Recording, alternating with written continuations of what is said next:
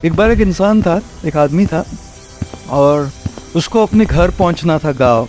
चल के जा रहा था बेचारा, गाड़ी वाड़ी तो कुछ थी नहीं और चलते जा रहा था तो एक बीच में नदी आ गई।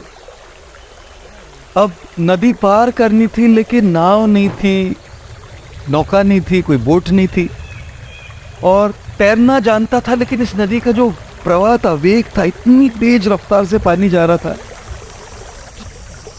जाए कैसे नदी को पार करके।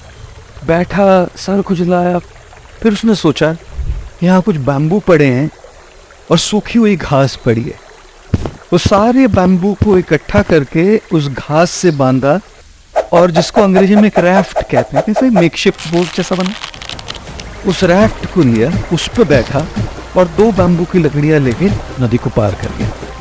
फिर उसने सोचा कि भाई ये रैफ्ट मैंने बनाया है, मेरे हाथों से बनाया है और मेरी जिंदगी के सबसे मुश्किल घड़ी में ये मेरे साथ, इसने मुझे नदी पार कराई है, तो इसको पीछे छोड़ के कैसे चला जाएगा। तो उसने वो रैफ्ट अपने पीछे, पीठ पीछे बांध के, ये बड़ा रैफ्ट लगा के पीछे चलते जा रहा था। अब उसको गांव पहुंचने में, अपने घर पहुंचने तक एक जंगल से गुजरना पड़ा और जंगल में हर पेड़ जो थे, 2 पेड़ों के बीच में बस इतना फासला था, इतना अंतर था, इतना डिस्टेंस था कि आदमी निकल जाए बस, बाकी कुछ नहीं।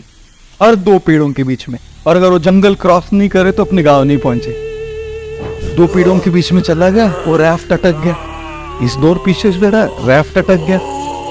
अब चॉइस बची, या तो मैं आगे जाऊं या पीछे बैठ के इस रैफ्ट के साथ रह जाऊं।